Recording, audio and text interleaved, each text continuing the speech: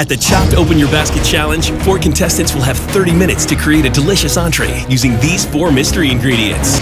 Dishes will be judged on taste, presentation, and creative use of the mystery ingredients. Time's up. Good evening, folks. Welcome to this week's version of Chopped. I'm your host, Akbar Cook, and today's contestants, we have Miss Salam versus Miss Bush. Clap it up for them, please. This week, mystery box consists of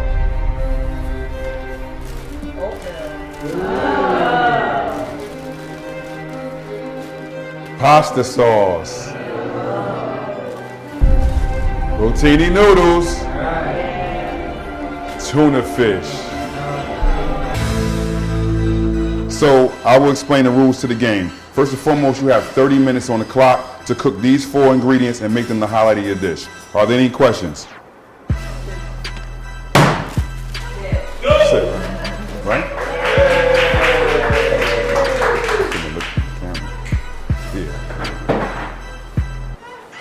So Miss Salam looks like she's starting with the rotini noodles. So why are you starting with the noodles first?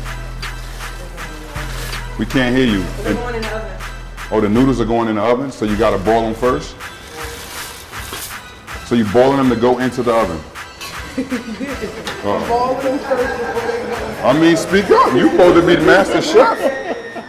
So Miss Bush, what do you have going on right here? Started the noodles. I have some bouillon. Noodles cook the longest, so that's why I want to start with them. Okay, and unlike Miss Salam, she has some oil in hers. My mother taught me that trick to keep the noodles from sticking together. So Miss Salam, did you hear what I just said? It's a myth? Oh, okay. Miss Bush, she said you believe in myths. Okay. So you're starting with your tuna fish. What do you think you're gonna do with the tuna fish? To get some of this water off of it. Okay, so you're gonna drain it? All right. Let's see what Miss Bush starting with. Miss Bush also has a tuna fish. What are you doing with the tuna fish, Miss Bush? So you're both draining, so it's similar. So we got 2 drainage going on right here. So do you prefer water or oil on your tuna fish? Water. Yeah, me too. It's healthier. Okay. Yet you put oil in your noodles. You went to culinary school. They teach you how to do it that way?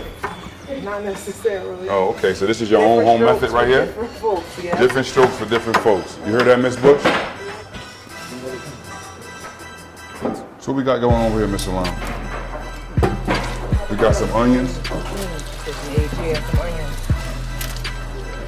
So you rinse the onions off? I'm keeping them in cold water. What does that do? It's supposed to stop making you fry. Oh, didn't know that. You hear that, folks at home? If you put onions in cold water, it stops your eyes from tearing up. You ever heard of that myth, Miss Bush? 25 minutes. 25 minutes, ladies. So Miss Holder, your mom, I'm sure you cooked before. Have you heard of that myth? You put onions in cold water? I absolutely do, to keep my eyes from tearing up. Oh wow! So let's clap it up for Miss Salam for knowing what she's talking about. All right. So Miss Strong, you a mom as well. Do you put oil in your noodles to keep them from sticking? No, I don't, because I believe It's a myth. Let's clap it up for Miss Bush. Okay. GT. So what would you be doing with this basket? Tell me something, an idea that comes to your head. I'm combining all the ingredients and trying to make my best dish. And what's your best dish? Spaghetti. Since they have noodles, Okay. it's pasta. So you at your house you cook spaghetti with tuna fish? No, I don't cook. My wife does the cooking. But she watches the show Chop at Home, and she's a very good cook, and I'm confident that our chefs are going to bring their best. All right. So Pastor Paul, so the Italian of the crew, right? So what would you do with this dish, with this basket? We would never allow canned tomatoes in our house. Okay. So whatever they do with it, we know that it's an expertise they have to make something good out of that. All right. Thank you, sir. So you're going to sweat your onions? And what else? You're going to do something with the peppers? You're going to do peppers and onions? You're going to sweat them out? All right. So tell me about sweating, because I always watch the show and I see people talking about sweating. What does sweating consist of? basically like you cooking the onions but not frying them. Okay. Like almost like steaming them a little bit. Okay, until they become translucent, right? Right. You can tell I watched the show. Right. All right. So let's talk about some of the things that's in your secret packet right there. Those are breadcrumbs, Okay. sauteed breadcrumbs with some Lipton onion soup. Ooh, that sounds tasty. This is something you do at home? Well, not with tuna, but with salmon. Okay. Okay, so I take it you're going to be doing like a salmon cake type of deal? So what are we doing with the eggs? We're using it as a binding agent? Yes. Okay. Exactly. With the breadcrumbs. Yes. Should have been here last week with the Cheerios. It'd have been awesome.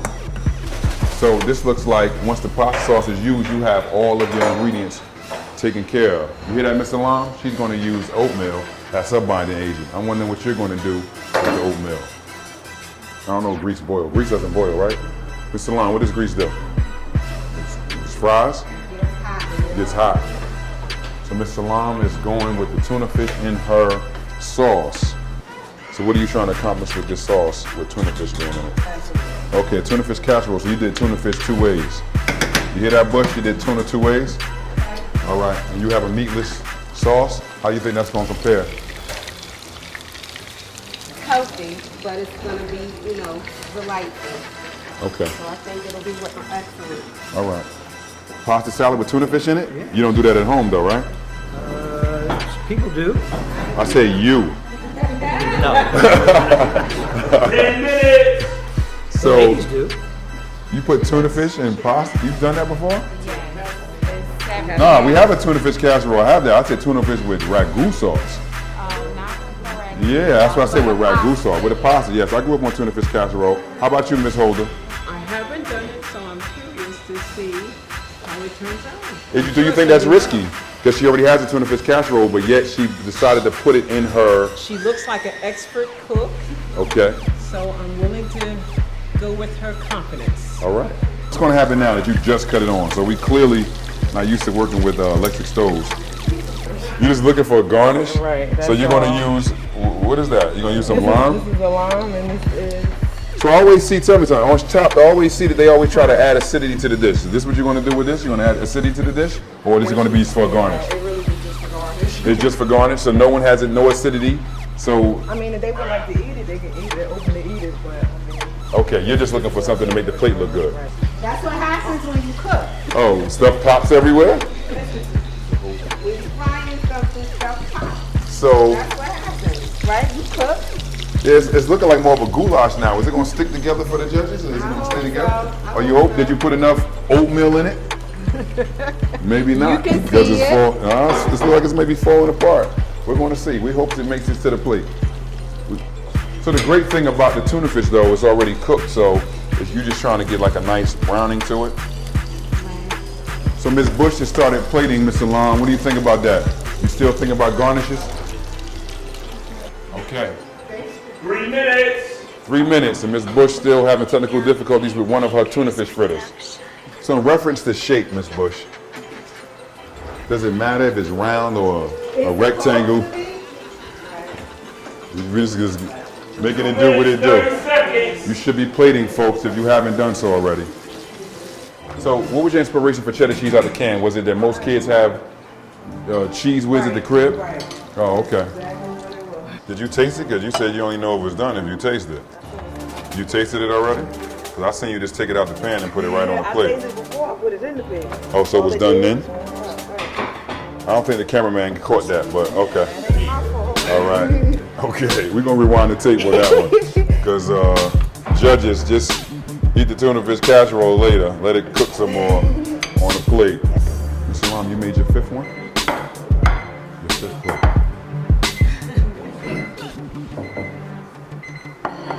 Time. Clap it up for him, clap it up for him. So first, I would like to congratulate you ladies for completing your dish in enough time. Let's clap it up for the ladies. So Ms. Salam, please tell us the dish you prepared for us today. I made a tuna casserole. My grandmother used to always make it. She used real cheese. But I had to work with what I had. For the other dish, it's just a tuna pasta. Clap it again for Ms. Salam, please. Ms. Bush, can you explain the dish you prepared for us today? Tasty. Had that southwestern mix with the tomatoes and the corn and the vegetables and the onions. Very tasty. I like the texture. A little crunchy. You can taste a little bit of the cheese and some of the oatmeal, and definitely tuna fish. So, just a thumbs up.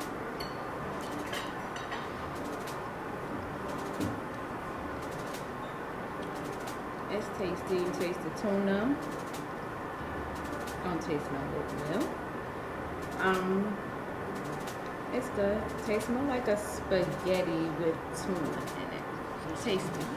It's creamy, tasty, distinct tuna flavor. It's really good. It's good. Flavorful. For us today. I prepared pasta and tomato sauce with Parmesan cheese and a tuna fritter. Clap it up again for Ms. Bush. I can see where you transformed the canned tomato sauce with some spices. You did a good job with that. I think the cheese always adds a good taste to it, and it's very flavorful. And the noodles are done just right. They're not soggy, they're not hard. So it's very good.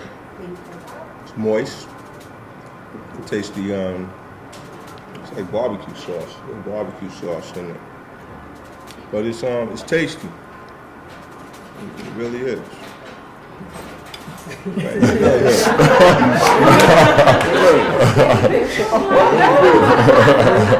It's good, very flavorful. In the same family as a salmon cake, something different. Never had it before, but very good. It is very flavorful. It's tasty. I can taste the crunch, which is great, and the sweetness. It's very good. It's very good. Okay, folks, so I want to talk about Miss Salam's dish. She prepared two things for us, a tuna fish casserole and a Southwest style type pasta. So let's start with the tuna fish casserole.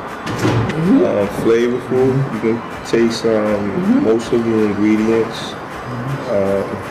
What's my take? I think the oatmeal more was just a garnish on top rather than integrated into the meal. But I think she had a very great presentation with the Southwestern style and the garnish on the side. I think she made a very good presentation of her plate. The tuna fish casserole I found to be very flavorful, very tasty, and with the cheese sauce, I think that gave it a robust flavoring and coloring. And I think her presentation was very good. Presentation was nice. Both dishes were flavorful. You taste the tuna in both. You don't taste the oatmeal in neither one, but overall, both dishes had flavor and taste. Okay, so let's talk about the Southwest style pasta with tuna fish in it. I think that was the strength of her plate. It was very spicy and flavorful, a good mixture, colorful. The noodles were done just right. I think that was her home run. How do you feel about the tuna fish inside as a meat? It's not overpowering. I think the spices of the vegetables picked everything up good. GT? Colorful, tasty, but it was okay. If I had to choose one of the two entrees, I would go with the tuna casserole. Okay. Very tasteful and different. I guess you could use it as a meat like any other meat people put in the spaghetti family. The Southwestern style was good with the corn. Overall good. I think it was good. A different space, Southwestern style with the tuna in it, but it was tasty. It was very tasty.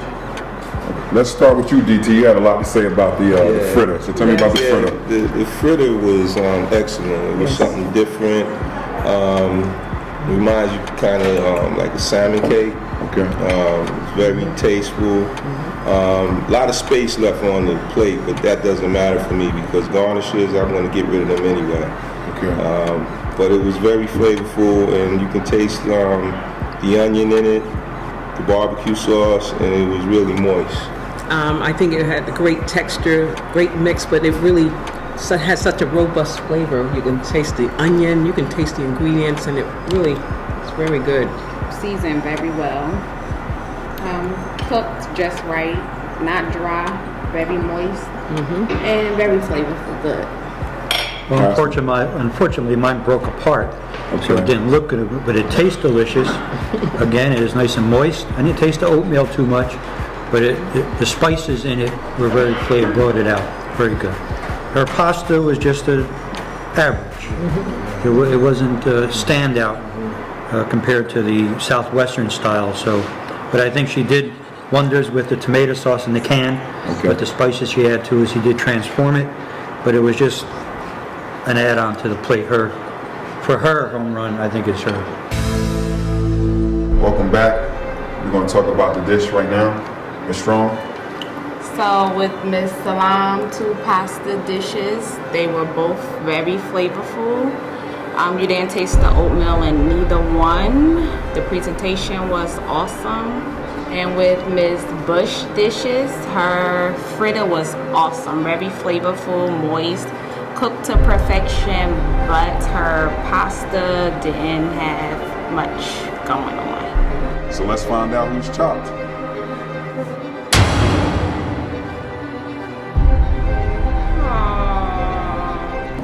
Competitive match. I thought I was the winner, but next time.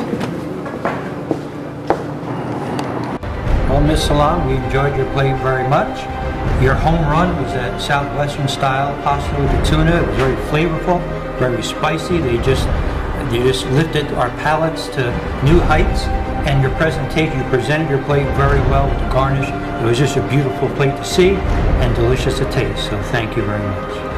Ms. Salam, that's why you're our chop champion for the week. Let's clap it up for Ms. Salam. John J.